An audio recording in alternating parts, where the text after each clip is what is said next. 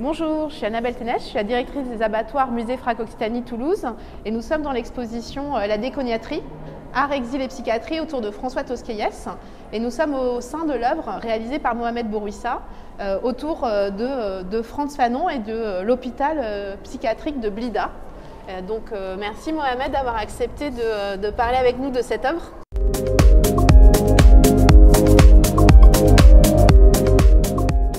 Et donc ici, nous sommes dans ton espace, au sein de l'exposition. C'est presque une mini-exposition dans l'exposition.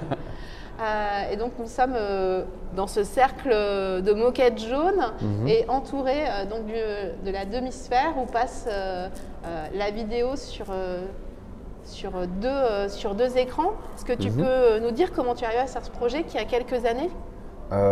C'est un projet qui date de… Alors c'est un long projet, ça a été un long processus. En fait, en 2008, je visite l'hôpital psychiatrique de Blida, qui est en fait l'hôpital qui s'appelle Frantz Fanon. Frantz Fanon, l'hôpital aujourd'hui. À la base, il s'appelait l'hôpital Joinville. Et c'est en accompagnement à tante qui, elle, faisait le ménage là-bas, que j'ai commencé à essayer de connaître l'histoire de cet hôpital-là. Et petit à petit, j'en suis venu à découvrir plus Fanon, parce qu'à l'époque, je ne connaissais pas trop. En tout cas, j'en avais entendu parler, mais je n'étais pas penché dessus. Et moi, je suis originaire de cette ville-là, donc c'est vrai que ça m'a tout de suite interpellé. J'ai commencé à faire mes recherches et j'ai commencé à comprendre l'histoire, en tout cas à apprendre l'histoire de cet hôpital-là, à la fois que Fanon était là-bas, qu'il avait initié pendant 3 ans. Et que c'était là où en fait il avait basculé un peu dans l'activisme politique et qu'il s'était impliqué dans la guerre d'Algérie.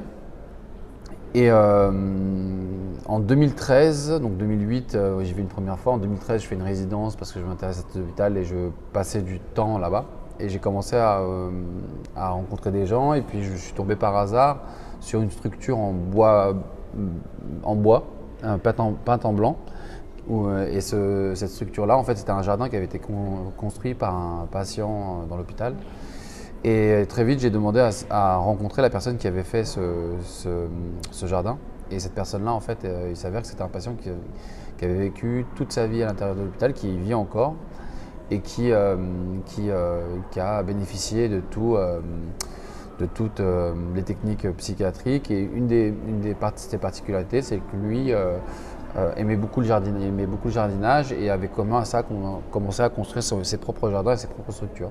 Donc j'ai été vraiment très touché par la manière dont il constituait l'espace et je voulais lui demander en fait d'apprendre.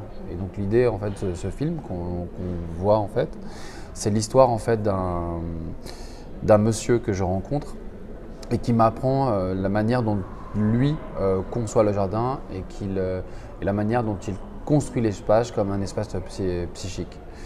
Et ce qui m'a appris, ça m'a permis en fait de construire un autre jardin à Liverpool que j'ai appelé Resilience Garden. Voilà. Et donc ce patient, on comprend aussi que c'est un des derniers patients de l'hôpital.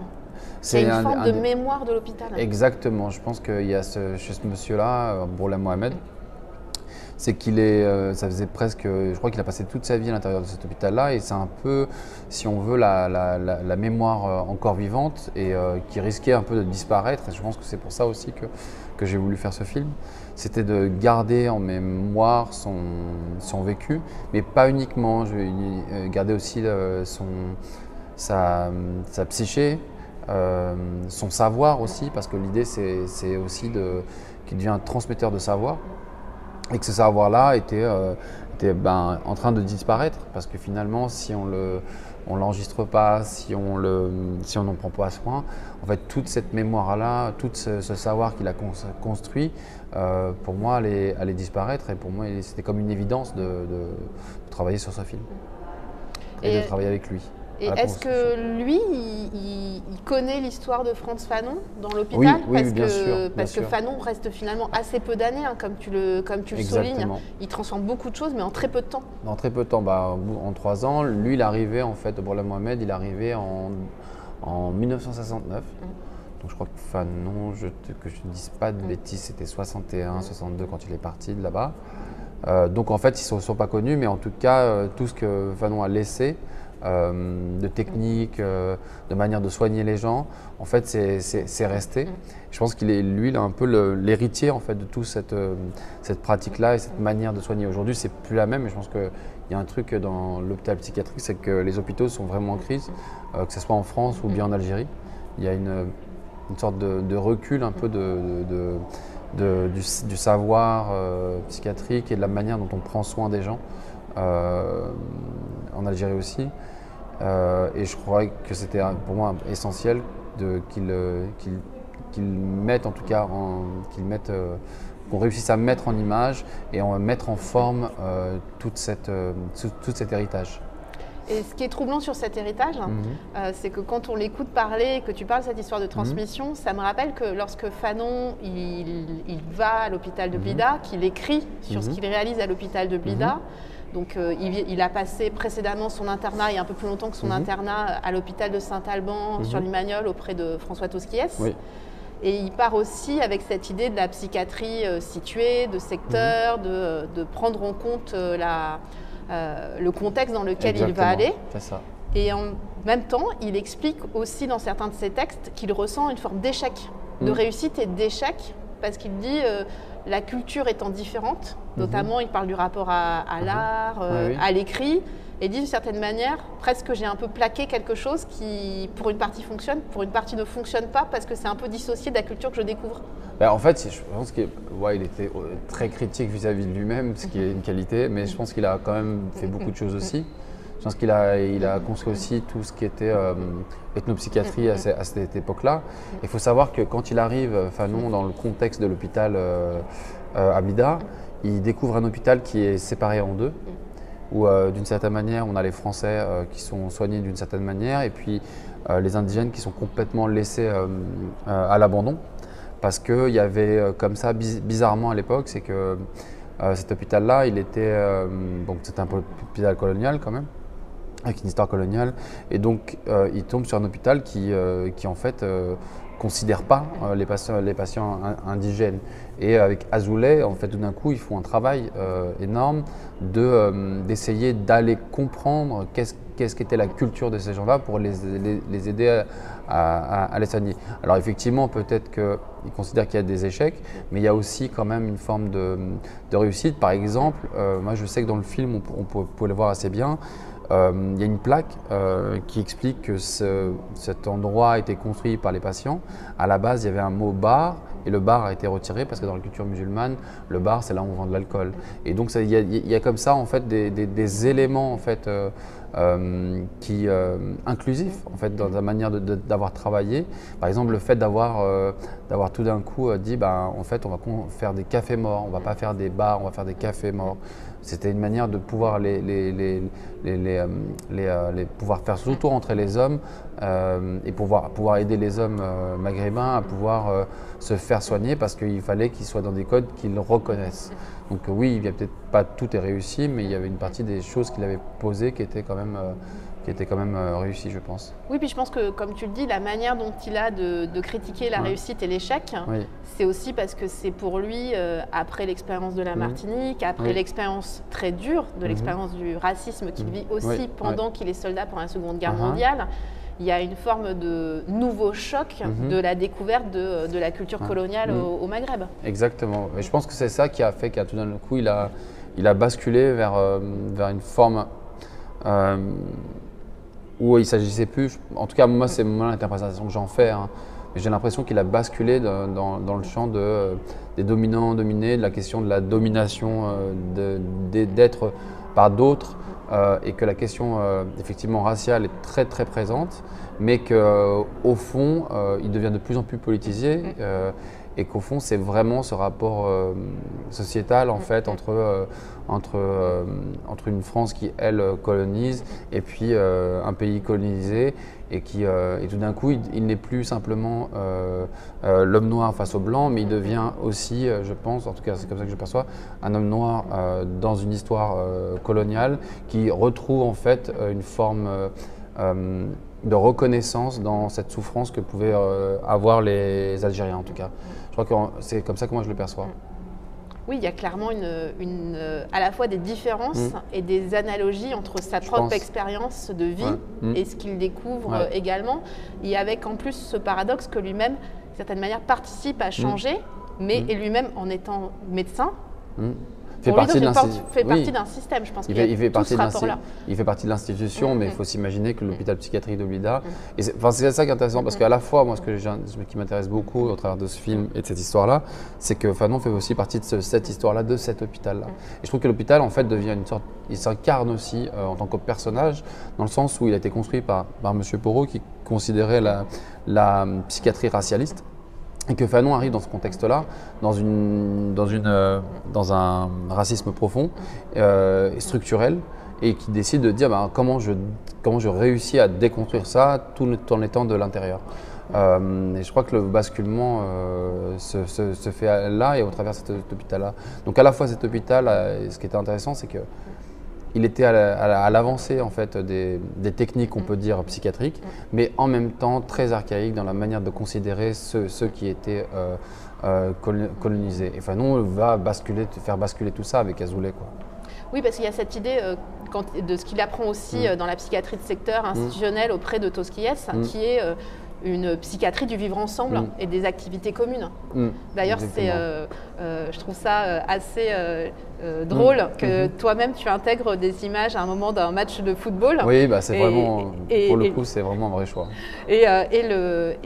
Parmi les choses qu'il fait construire, tu parlais des cafés, du terrain de foot. Mais il fait aussi construire un terrain de foot. Exactement. Parce que le foot est politique. C'était assez intéressant. Effectivement, il y a cette analogie qu'on peut faire avec le terrain de foot qu'il avait fait. Mais moi, le match de foot qu'on voit, il est lié au match de foot en 2002. En 2002, il y a le match de foot de l'Algérie contre la France. Et la France gagne. Mais vraiment à plat. Je crois qu'il y avait 7-0 ou un truc comme ça. Et tout d'un coup, là, tout le monde... tous les supporters rentrent sur le terrain et arrêtent le match. Et tous les hommes politiques, que ce soit en Algérie ou en France, ne comprennent pas ce qui s'est passé, quoi. Et je pense qu'il y avait une sorte que là, d'une certaine manière, au travers d'un match de foot, c'est comme s'il y avait une revanche qui se rejouait sur le terrain de foot, quoi. Donc il y a à la fois cette histoire entre le terrain de foot de l'hôpital psychiatrique, mais moi aussi je fais référence à une archive historique qui a un match de foot très précis en 2002 de la France contre l'Algérie. Ouais, dans ton film, il y a plusieurs histoires. Il y a cette histoire de l'hôpital, il y a cette histoire de la représentation du football politique, il y a cette histoire de Porot et de Fanon. Voilà, de Fanon, il y a l'histoire de cet homme, il y a l'histoire de la maladie, et puis il y a aussi l'histoire des plantes. Il y a l'histoire des plantes. Et cette relation, pour moi, en fait, c'est comment... je pense qu'il y avait ce truc assez important qui m'a été transmis par Aboulay Mohamed, c'est ce rapport à comment se soigner par les plantes, comment réussir à rentrer dans d'autres types de dialogues que simplement un dialogue d'humain à humain, de végétal à humain, d'animal à humain. Et c'est vrai que cette relation que j'ai pu avoir et échanger m'a fait aussi comprendre cette relation qu'il pouvait y avoir aussi avec la terre, les plantes et les humains, quoi. Et qu'elle n'était pas simplement, comment dire, on ne pouvait pas simplement les mettre dans une grille, ces relations-là, et que de la même manière que Bourlem tout d'un coup est un patient qui devient mon enseignant, la manière de dialoguer même avec la terre et les plantes fait partie d'un échange de savoir. Pour moi, vraiment, je le perçois aussi comme ça. On voit même dans le film comment il commence à m'indiquer comment réaliser un jardin, quelles sont les plantes, comment on y prend soin. Voilà. C'est tout ce type de relations plus poreuses en fait, qu'on peut percevoir dans le film. Et même la construction du film elle-même fait référence à la manière dont aussi la folie se joue, d'une manière toute déconstruite, d'images par-dessus les autres, de signes. Et puis à un moment donné, de quelque chose de beaucoup plus posé de cette reconstruction. Et cette partie dont tu parles autour des plantes, c'est celle que tu as continué à développer après ce film. Ensuite, en fait à Liverpool, une fois que j'ai fait le jardin à Liverpool, l'idée de ce jardin-là à Liverpool, c'était d'amener les gens à ramener des plantes de là où ils venaient. Parce qu'à Toxteth, c'est un quartier qui est à la base jamaïcain, à Liverpool et qui, en fait, aujourd'hui, il y a une population immigrée très forte qui vient de Somalie, qui vient de Jamaïque, qui est vraiment hyper cosmopolite. Et l'idée de ce jardin, c'était de se dire, essayer de prendre des plantes qui elles, viennent de là où vous êtes originaire pour construire un jardin comme ça, collectif. Et je m'étais persuadé que le mimosa en fait venait du pourtour méditerranéen. Je me suis dit, je vais ramener un mimosa. Et en fait, en découvrant l'histoire du mimosa, j'ai compris que ça avait une histoire beaucoup plus globale, en fait, que c'était les Anglais qui les avaient ramenés d'Australie. Et de ce quiproquo, j'ai commencé à comprendre en fait quelles étaient les racines de cette histoire, alors à la fois coloniale, mais qui est beaucoup plus une histoire globale. Pour moi, qui m'intéresse plus dans le sens où il y a ce rapport entre une histoire qu'on veut très localiser dans un endroit, mais en fait qui est beaucoup plus liée à l'histoire, de la manière dont il y a eu une sorte d'expansion entre l'Angleterre, la France, l'Algérie. Et petit à petit, je me suis dit, voilà, en fait, que j'apprenais énormément de cette plante du mimosa. Et j'ai commencé à travailler autour du mimosa et à essayer de traduire les fréquences électriques des plantes en son. Donc voilà. Donc ça fait effectivement référence à ce film et ça s'est inspiré de ce film-là. Aujourd'hui, c'est des projets que je suis encore en train de développer. Et c'est aussi, cette histoire des plantes, c'est une forme d'analogie très forte avec les déplacements humains, parce que ces plantes, elles sont aussi déplacées de manière humaine. Et c'est vrai que dans l'histoire de l'exposition plus largement ici, nous, on a aussi essayé de montrer les croisements qui font qu'à Saint-Alban, on peut avoir un exilé espagnol qui s'installe dans un hôpital parce que c'est le travail qui lui permet de sortir d'un camp d'internement. Un Martiniquais qui vient de faire ses études après être engagé dans la Seconde Guerre mondiale et qui va aller en Algérie. Et qu'on est aussi au croisement avec une population qui est une population paysanne, qui deviennent, et cette population paysanne, elle devient aussi des infirmiers de l'hôpital et du vivre ensemble. Et c'est ça aussi qui est très étonnant, c'est ces croisements, comme tu dis. Pour moi, c'est une sorte de collapse, de quiproquo, de contexte d'incompréhension qui produit un tiers de espace souvent. En fait. Je trouve que c'est ça qui est intéressant. Effectivement, pour moi, j'aime pas trop dire que je fais le parallèle directement entre les plantes et les humains, mais il est clair et évident que c'est ça. Donc je parle aussi au travers de ce projet, en tout cas de la pièce dont tu parles, dont je te parlais, ça s'appelle Brutal Family Roots. Donc le titre lui-même le raconte, cette question de comment il y a une histoire du déplacement qui peut aussi violente et de l'exil. Au travers de cette histoire de cette plante-là, par exemple, le titre de cette vidéo s'appelle « J'ai perdu mon nom ». Et donc ça a été construit avec deux artistes australiens. Et c'est l'histoire de comment cette plante d'Australie est arrivée jusqu'en Europe et puis s'est retrouvée en Algérie, qui aujourd'hui, elle a été réappropriée sur le pourtour méditerranéen et fait partie du contexte dans lequel aujourd'hui on vit. Voilà. Merci beaucoup, parce que c'est aussi cette idée qu'on peut se réapproprier également tout ce qu'on apprend pour en faire autre chose. Et ça, c'est peut-être le point optimiste possible de la reconstruction de ces histoires. C'est exactement ça. Merci beaucoup, Mohamed, pour nous avoir parlé de cette œuvre et avoir partagé avec nous l'histoire de cette recherche. Je t'en prie. Merci beaucoup. Merci beaucoup et merci à tous et à toutes de nous avoir écoutés. À bientôt.